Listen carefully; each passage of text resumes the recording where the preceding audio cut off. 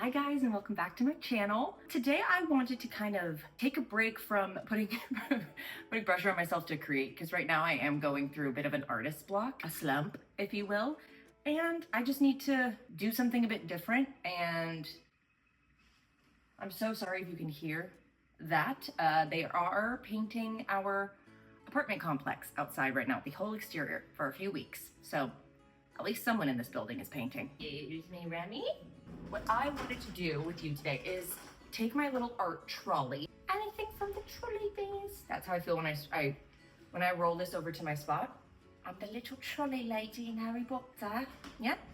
And go through all of my favorite materials and tools and products that I use every single time I paint. I was gonna say every single day, but we know that ain't happening. And also organize it, because right now it's a bit of a mess. Everything just always ends up on the top shelf no matter how many times I reorganize, but that's just how things go. So we're gonna go through shelf by shelf, product by product, and I'll kind of lay it out for you and give you some, I don't know, if you wanted to buy something new, maybe it's one of these things. And then when I make a new tutorial, you'll have the same products as me, and that'll be so fun. We'd have matching products. Oh, wouldn't it be fun? All right, guys, let's go. And we will take the lot. Okay, so let's go through, I guess, shelf by shelf. Let's start at the bottom shelf. I don't use these. These are fabric paints. My best friend is also an artist. She makes a lot of, custom pieces of clothing and bags and things for people using fabric paints. And I one day was like really inspired. I was like, I'm gonna do that too. I really like that. I didn't end up ever doing it. So I just have these, and they live on that bottom shelf. What else do we use? I think these can be thrown away. Dividers. Then I have this really cool desktop easel. You can put a little thing like that. Why I don't personally use this, I like to paint flat on a surface, it's just because watercolor. If I am doing like a wet technique, wet on wet, I don't want it to drip and move around. I really like the precision of having it flat on the surface, but maybe I'll give it a try. What's at the bottom? Ooh! An easel! That's fun. Not gonna come in handy with what I do, but then this is a cool little like travel tray. If I started doing, let's say, like plein air paintings where I wanted to take my stuff with me, this could be really handy for now. It is gonna go back down here like it was. And these, because I don't use them, but I want them near for inspiration, will go at the bottom, as is. Next shelf. This first. I got this big old ruler.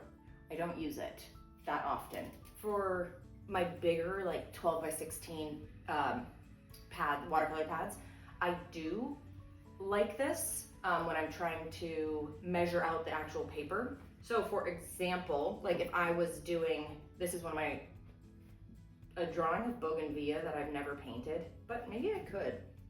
It'd be really cool. It's like an up close of bougainvillea. But the thing about these watercolor pads, they're more European, so they're really going by centimeters, and then they give you the gist of the inches. So when it says 12 by 16, it's slightly off, and I like to crop mine exactly with a line around the edge. So I will use this big boy for my 12 by 16s, but if I'm just doing, let's say, a regular, like 8 by 10, you can see I like cropped it here. I'm just using a regular ruler, but it's nice to have this in case of 12 by 16 emergencies.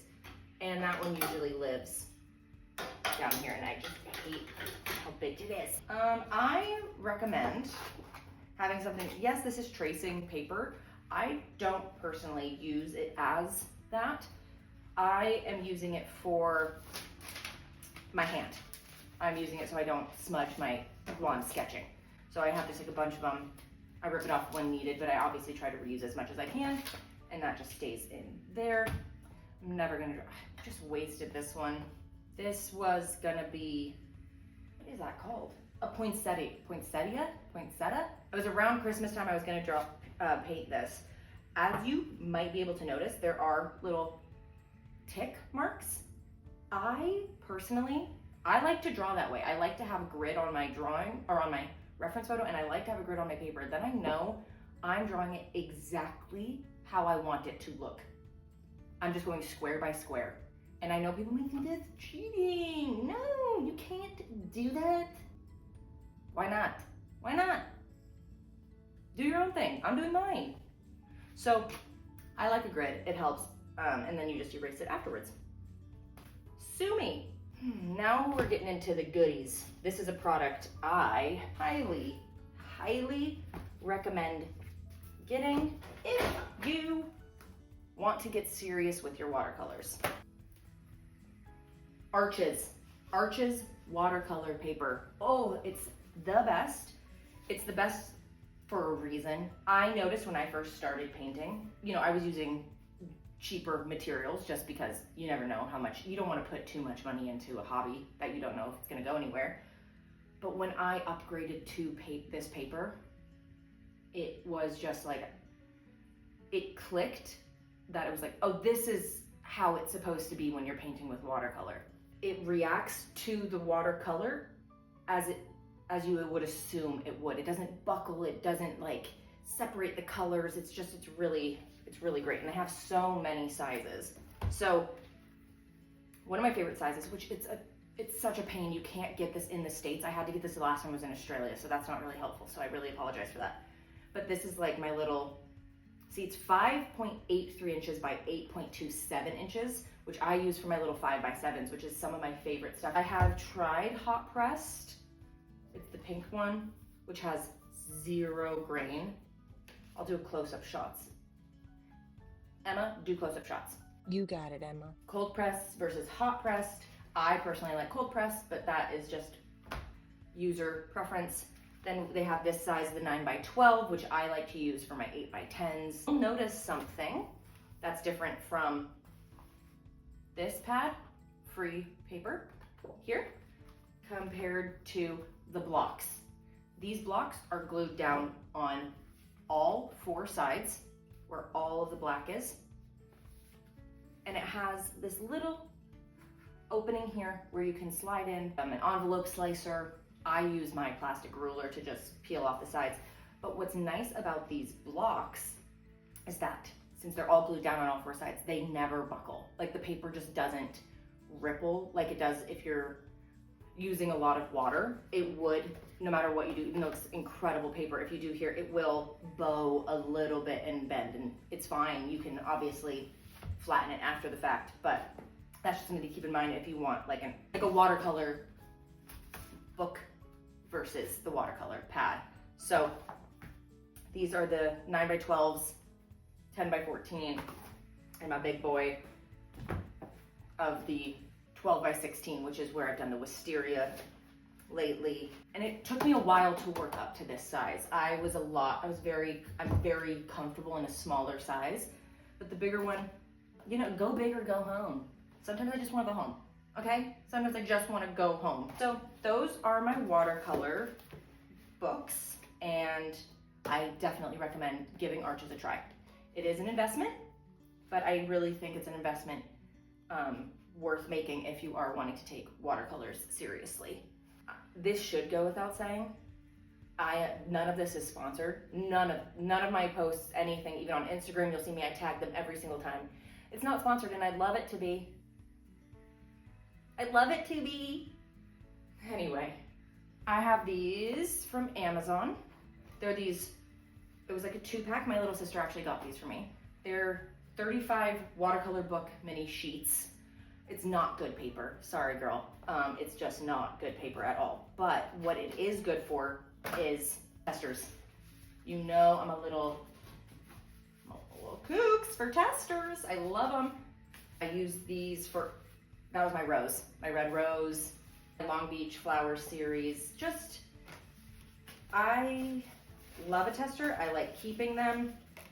Obviously it's something, they make me so happy having these. It's just like little stories of each of the paintings I've done. I think I really should start writing what they are from, but I just recommend, yeah, getting little tester books like this, and making sure that you feel confident in the colors that you're using. You want to make sure you have the right tones, the right undertones, and since this is not expensive, it doesn't feel wasteful. It's really helpful to your practice. So I recommend picking up some of those. Like I was trying dog fur in here. There's an awesome artist on Instagram, I'll tag her as well, who was showing this technique. She actually uses a dry makeup brush. I haven't been able to get it down. Like I thought I was pretty confident on this tester, and when I started my commission, I wasn't confident enough to do it, but with a little bit more practice, I think I could get there. Anyway, those are my little tester books, which I use every painting. Another thing that I like to do if I am doing a commission, I actually use these as my thank you note to people. So I send this along, their little tester sheet that created their painting, and I send it along to them as a little thank you. So they get a little behind the scenes of my practice. I don't know if they appreciate it, I don't know, but I enjoy it. Then more trash. Remy loves, these are little scraps from my, when I'm cutting my pieces down to size. And Remy loves these thin little pieces of paper, don't you? Don't you?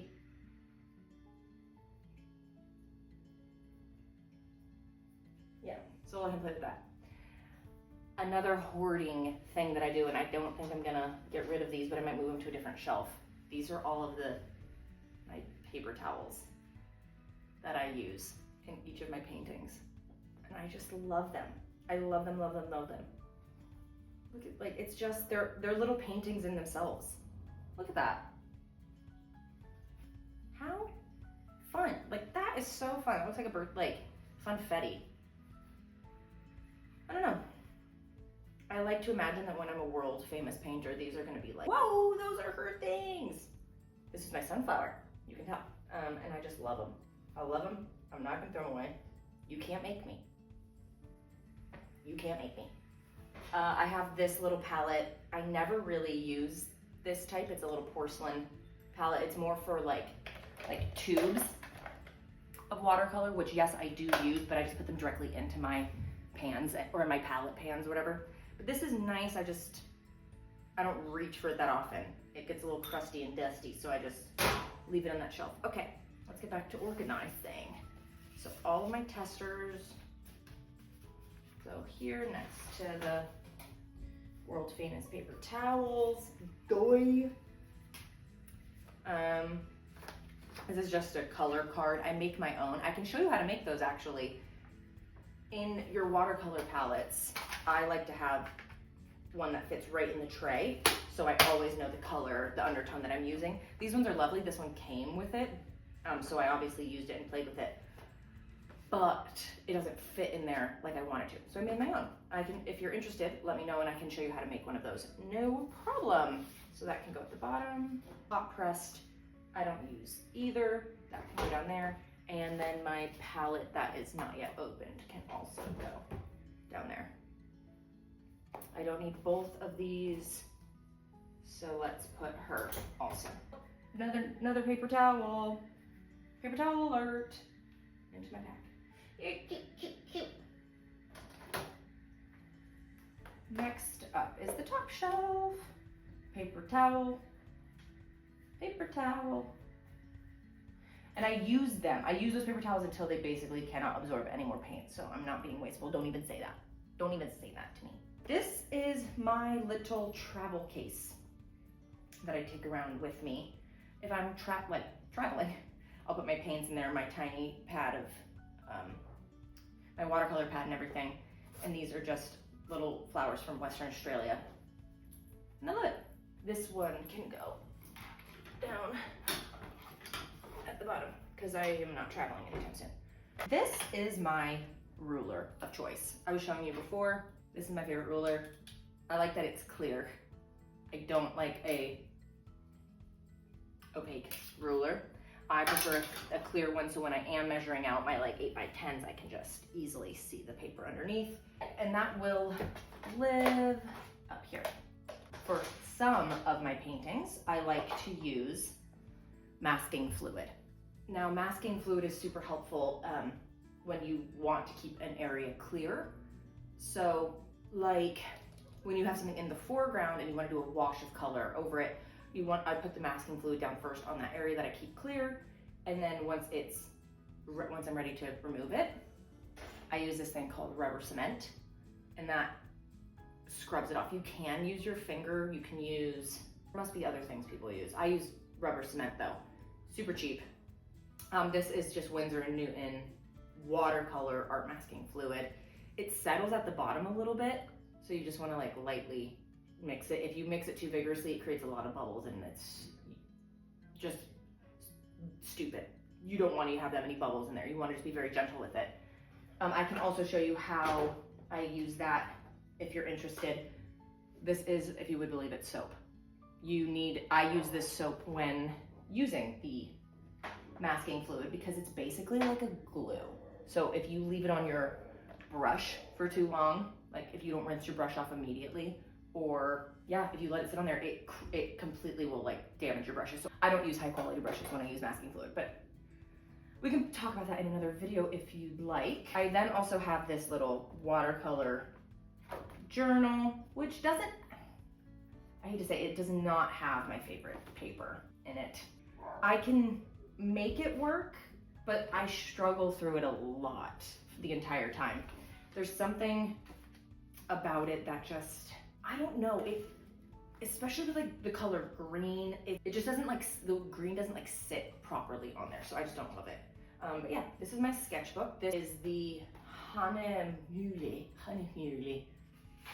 watercolor notebook. You guys remember doing this one together? You remember that? I'll tag the video below, because I made a tutorial on how to create all these whites to paint a white flower.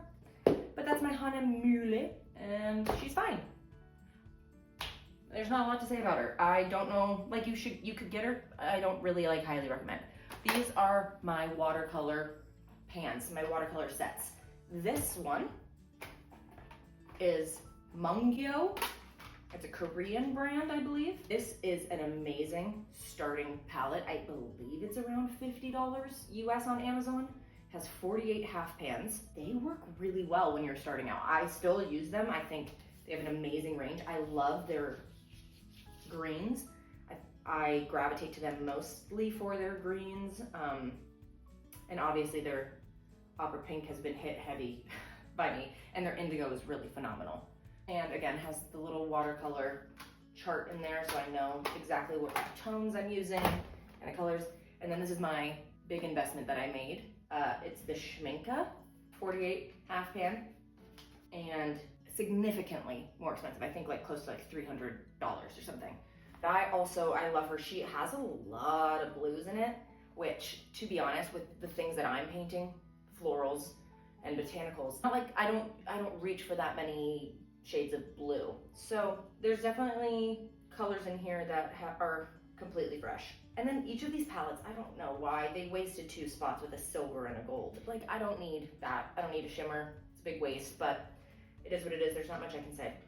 But you can see like there's little blobbies in here, which is, like I was saying, where I will place, like the tubes will just go directly in there when I'm mixing, because I'm directly looking for those colors that aren't readily available. I know there are people that love a limited palette.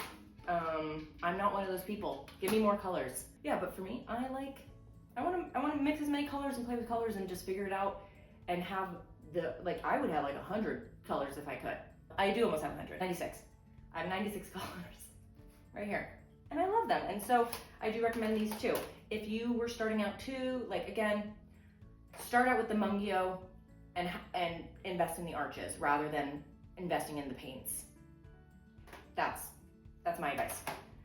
But those can go up here. These are little cups that come with, like you can get as attachments. This is an IKEA trolley. These little cups you can buy as an add-on. So that's what I did, and that's where I keep my brushes and extra little doodads, such as these. These are my solos. These are like my individual colors that I bought to play with and try, and They've been actually incredible. I made, like, for my wisteria mood, you guys, Daniel Smith Imperial Purple and Daniel Smith Lavender. Mwah, mwah, mwah. You love each other.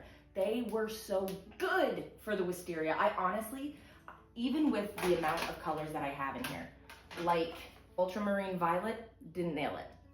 Manganese violet, not the move. And although Mungyo has purple and permanent violet, also wrong. This one's very blue based, this one's just really purple.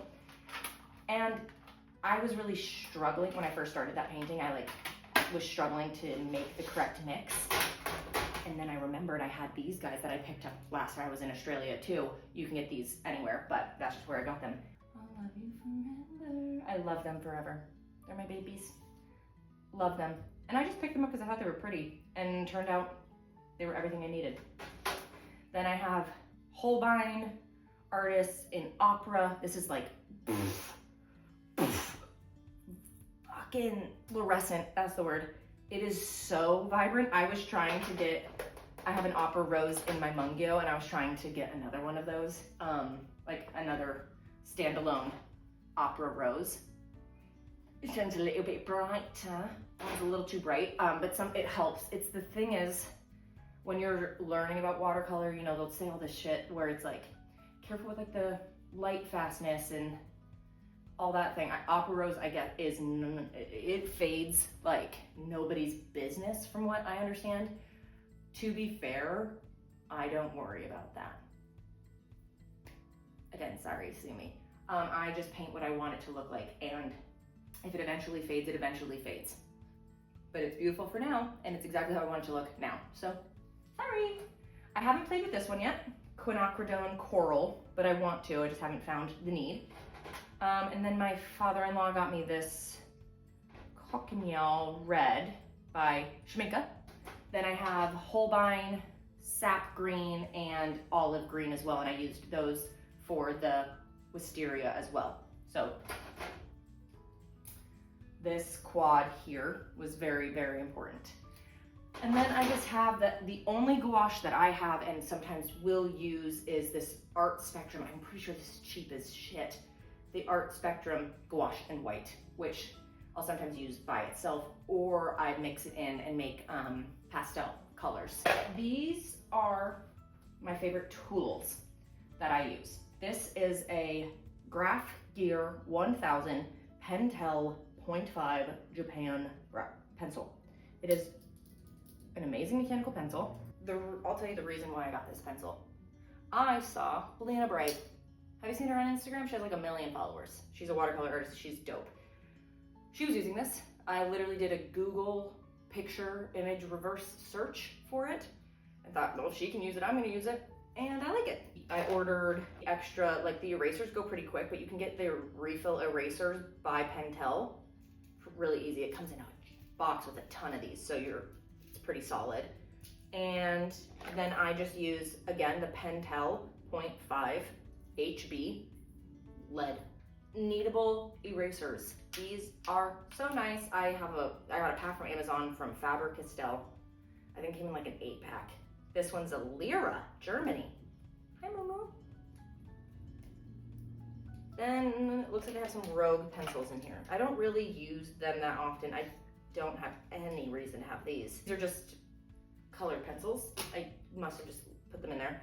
And then I have a couple of 9H. What do I have?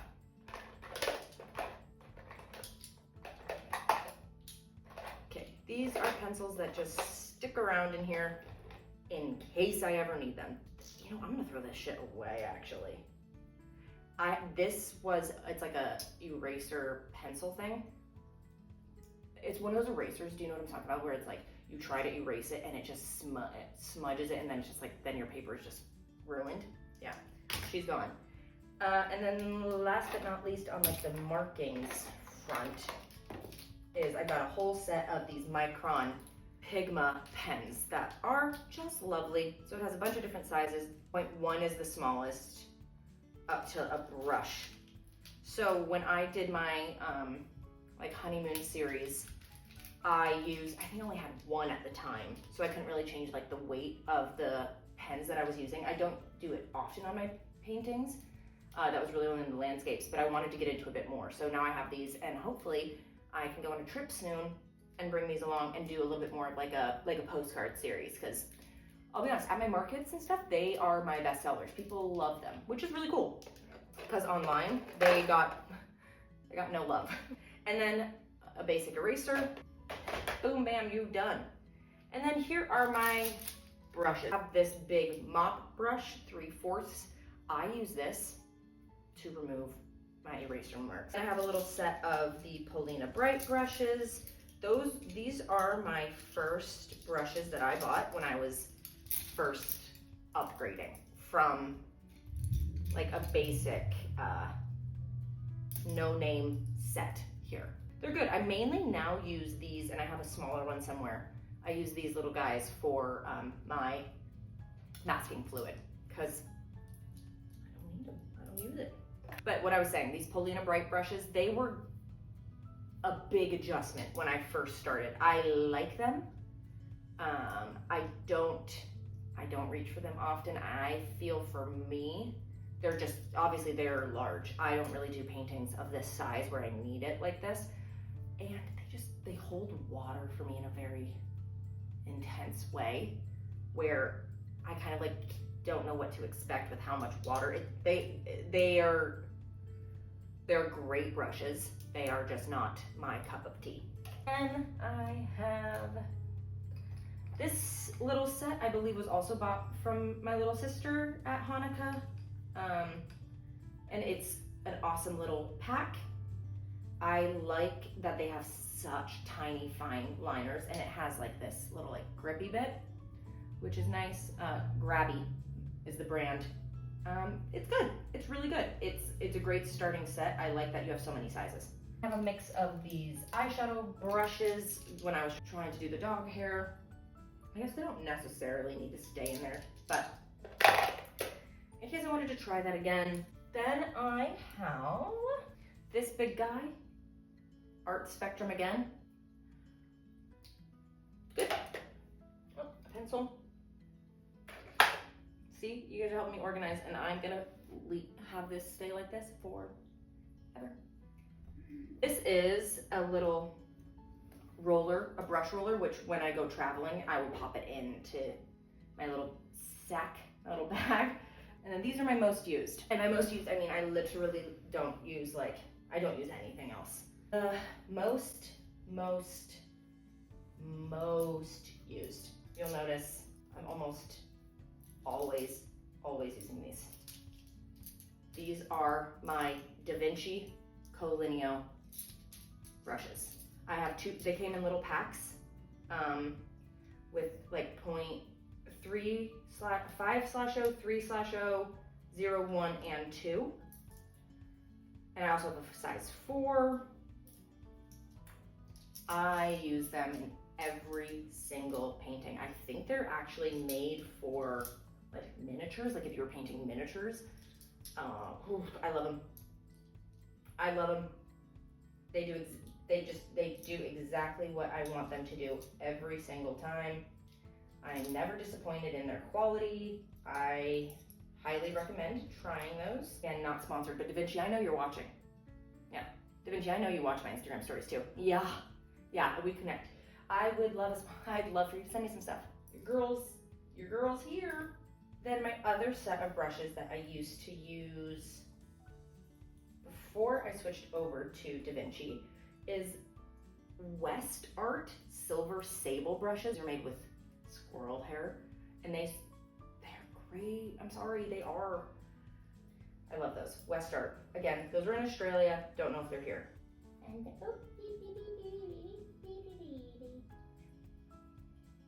this is a Cindy Lane mop brush. She's an amazing artist as well. She's on Instagram, and she has like her own little brush line. And I just like this. This is I believe a 10. Good for a little bit bigger of sizes. And then I have this trio. Look at this big boy. This DaVinci I've used, it's a size 5. And I've used it for my big rows. I think I need to do bigger paintings. And then these two I also use, a Cindy Lane as well, and a West Art Synthetic, and that's like to get like cat hairs and eraser marks and lead and stuff off of the paper. So that will go in there.